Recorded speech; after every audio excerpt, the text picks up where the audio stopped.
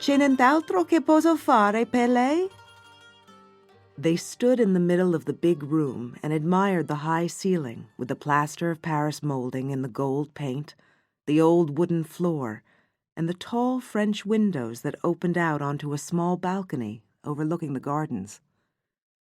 They had arrived in the country an hour earlier, early in the morning, on a long transatlantic flight that was delayed several times without any explanation. It was the first holiday in many years that the children had not come too. The husband walked up to the window and parted the thin lace curtains. The big house was built on a steep promontory that crumbled into sharp boulders near the bottom and was swallowed by a calm sea. It was a big garden with narrow paths and paved steps, viewpoints that looked out at the sea, and enormous agave plants that were as strange as creatures from the bottom of the ocean. And everywhere there were the tall pine trees that shaded the garden and gave the quiet hotel its name, Villa dei Pini. The bellboy coughed several times until the couple turned and looked at him. The heavy suitcases were at his feet. C'è nient'altro che posso fare per lei? What did he say? Asked the husband. Is anything do you want? Give him something, said the wife. The man searched his pockets and handed the boy a few perfect banknotes. Here, son, he said, patting him on the shoulder. Buy the linguaphone records. The bellboy stared at him. Records, signore? Never mind him, said the wife, and coaxed the boy towards the door. Grazie, she moved her hands expressively. Tutto bene. You can go. Molto grazie. Yes, her husband said, studying the frames on the walls with his hands in his pockets. We're very tutto bene. Please call again. The boy left their key on the bedside table and shut the door. Suddenly the couple were alone in the big quiet room with their suitcases in a corner, the plaster of Paris molding on the ceiling, and the towering windows from where the morning sun was starting to lighten the grand room. A moment later, the birds in the pine trees broke into song. We should unpack, said the wife. First, I'm going to sleep. How can you sleep on a day like this? It's beautiful. Standing at the window, the man began to undress. He threw his clothes onto a chair, took off his watch and left it on the table next to the key, and then lay in bed with a sigh.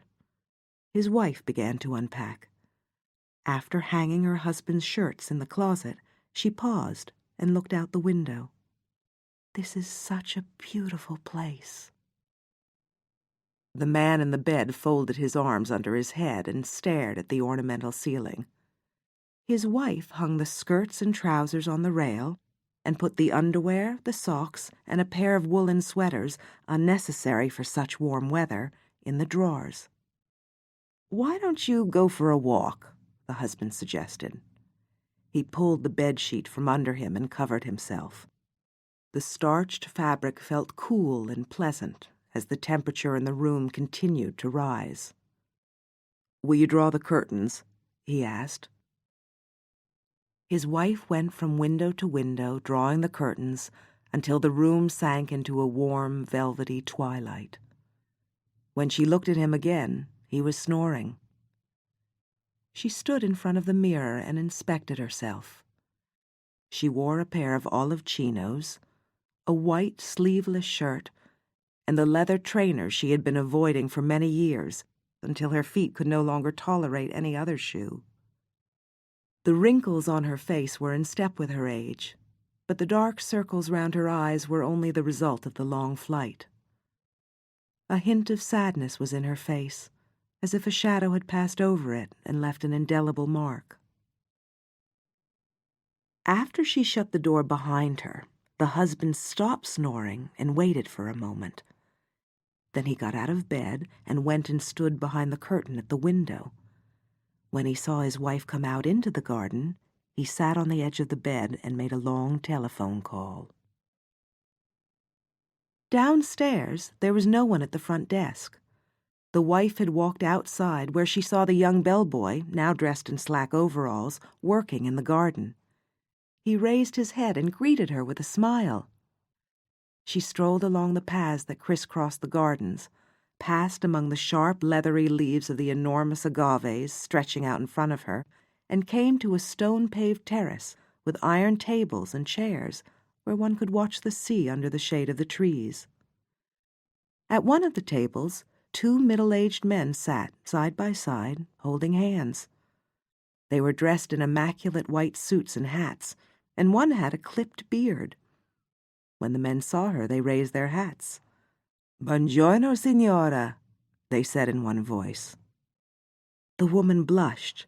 She stared at them, trying to smile. The men said, "È appena arrivata?" "I'm sorry, I don't understand." The man with the beard smiled. "Are you arrived today?" Si." They invited her for coffee at their table, and she said that she'd love to, but better perhaps later, so that her husband, who was still in bed, could join them. The 2 men shrugged their shoulders amiably. "Certo, other hour." They returned her goodbye with another old-fashioned tip of their hats, and sat back to continue admiring the view of the sea from the terrace. When the wife returned to the room, the curtains were drawn open, and her husband had finished his phone call and was lying in bed. He was reading. "I had a lovely walk," she said. "What did you do?" He raised his eyes. "Hmm? The gardens are very beautiful. Do you want to go for a walk together?" In a while. I need time to acclimatize." The book he was reading was a thick detective novel he had picked up at the airport. He had already read 2/3 of it. Later he would shut it and go for a walk with his wife. She went and stood at the tall French windows and looked out, but could not see the terrace from there. "Those plants are strange in a beautiful way," she said. Her husband did not lift his eyes from the page. "The cactuses?" They're called something else." "Whatever they're called, they seem deadly. Be careful." It was only 2 hours since they had arrived, but felt as if they had been in the hotel more than a week. Despite the long flight, the woman was not tired. She opened the glass doors and walked out onto the balcony. The air was as warm as inside. The woman looked in the direction of the terrace, but the pine branches obscured the view. "We should call the children," she said. Her husband checked the time on his watch on the bedside table. "It's the middle of the night back home." The woman returned inside. "I met a nice couple in the garden," she said. "Yeah?" 2 men. Her husband looked at her briefly over his half-moon glasses. "They were sitting side by side," said his wife, "holding hands." "That's what men do out here." "You're thinking of the Middle East." Her husband licked the tip of his finger and turned the page. "Same thing. It's because of the climate." "Yes," his wife nodded. "They have acclimatized." The bed sheets were not fresh anymore. The husband pushed them off and searched the walls with his eyes for the air conditioner, but the room did not have one. He was a tall man with broad shoulders, big hands, and a fat stomach that had defeated his several attempts to lose weight over the years. But at least his hair was silver and thick, and his skin tanned quickly in the summer. He was almost pleased with his appearance. "Perhaps they're Siamese twins," he said. His wife was standing at the window looking out again. There was nothing to do.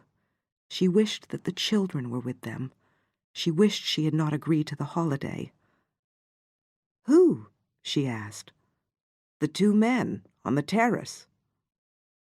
Their room was too big. On the walls there were framed pictures of landscapes, and on the ceiling an old chandelier whose light bulbs were blackened with dust. The room was not as impressive as it had seemed at first. The husband felt sad and tired. He shut his book and put it on his lap. "The proper term is conjoined," he said. When I retire, I'll write a detective novel where one conjoined twin would be the villain and his brother the policeman assigned to the case. What do you think?" His wife was still standing at the window. "They asked us to join them for a drink on the terrace," she said. "Would you like to go?" The story would climax with a shootout between the two brothers. The man rubbed his chin. "But I haven't worked out the ending yet." "I would like to go. They seem like nice people." Her husband picked up his book and turned the page. He was a fast reader. "I don't know. Maybe we could do some interesting things together. An excursion or something." "Uh-huh. But I have to be careful. They may steal you from me." The man curled his lip. "Don't worry. If they were holding hands, they must be in love." "Do you think we seem in love to other people?" Her husband folded the corner of the page and closed his book. In the ensuite bathroom, he urinated with the door open. When he returned, his wife was choosing clothes. "Perhaps they know the area," she said. "We could go hiking, and they speak the lingo." The man lay in bed again and picked up his book. "I'd rather rest than run around with a couple of strangers who may or may not be conjoined "Isn't that what you like to do?" asked his wife, "running around with strangers?" The husband said nothing. He found the page and started to read again, but then suddenly he put down the book. "It was a mistake. What more do you want me to say?" His wife was quiet. "And it's over," the man said. He picked up his book but could not concentrate. "I gave you my word." "We shouldn't have come," said his wife. "We agreed to try, didn't we?" The woman took down a shirt from its hanger and held it in front of her and looked at herself in the mirror. "We shouldn't have come alone," she said. "We're not alone. We have your friends on the terrace, remember?" "We should have brought the children." She finally chose some clothes and put the rest back in the closet. "Is it time to call home yet?" she asked. The husband did not check his watch. "No." Later they bathed, dressed, and walked to the terrace, where the two men in white were still sitting at the same table, holding hands, watching the calm sea. A cool breeze was blowing from the sea that shook the trees and swept the dry pine needles off the floor of the terrace. As soon as they saw the man and his wife coming down the path, the two men sprang to their feet. "Welcome, piacere." They pulled up two chairs. "Prego, have a seat." The husband shook hands with both men warmly. He decided he liked them. All four sat at the table. The bellboy came, dressed back in his uniform, and they ordered drinks. While they waited, one man said, "Siete proprio una coppia deliziosa." "Excuse me?" asked the husband. The other man with the beard smiled. "I say you are a lovely couple."